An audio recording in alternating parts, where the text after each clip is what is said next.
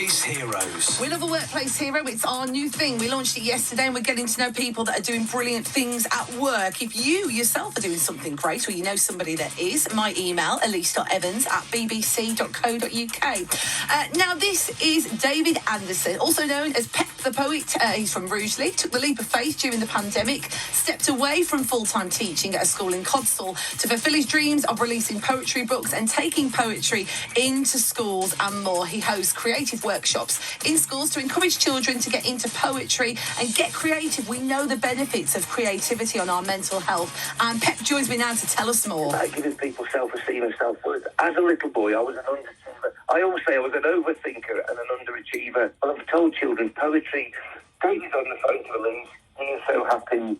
That's a poem. You know what I mean? It's just anything can be a poem. And so I just told them just write this free writing. I wish somebody had to give me a platform when I was 10. Well, that's it. And that's what you're doing, is you're going into these schools and you're inspiring the kids to be creative, which is brilliant.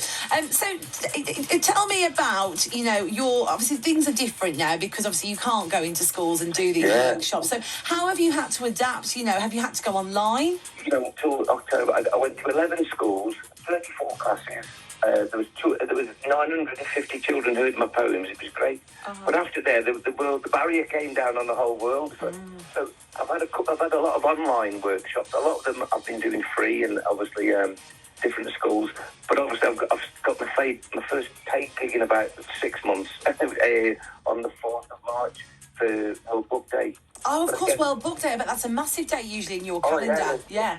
Yeah, the National Poetry Week, World Book Day, Roald Dahl Day, those are like awareness days throughout the year. And I try and write poems for the different, Valentine's poems, Christmas poems and the like. Can you give me one of your fantastic poems to share with the listeners of BBC Radio Wolverhampton? So this one's called James, My Farty-Bum Dragon, and it has to be recited in a black country accent. So, my name's Elise, and I don't like bragging, but for my 6th birthday, I got a pet dragon. Oh, he's ever so cool. His name's James, but when he trumps, he blows out flames. Now, farty farts are becoming a problem, especially for James and his farty bottom. He let one rip whilst in the kitchen, and now my cat, he looks like a barbecue chicken. At school, he gets such funny looks, because his bottom burped and it burns me books. He can't eat beans or Brussels sprouts, just in case he lets one out. Oh, me poor mate, me poor sister Maisie. She's looking glum. No one likes a dragon with a flame-throwing bum. There you go. Very good. Where do you find your other inspiration for your poetry? My hero or heroine as a child, and for your older listeners will know this, Pam Ayres, back in the set, because I'm really old, but Pam Ayres and Pam Ayres, Dolly Parton. I love the lyrics of Dolly Parton. Yeah. So I've always listened to country songs and lyrics. I just look at the world differently to everybody else, I think. And that's what makes you so unique, Dave. It's the way that you see the world. I think it's fantastic. Dave, if people want to find, so you go under the name Pep the Poet. If people want to find out about what you do, or maybe want to book you for some future events, where do they need to head? All my social media, Instagram, Facebook, Twitter and YouTube, it's at Pep the Poet.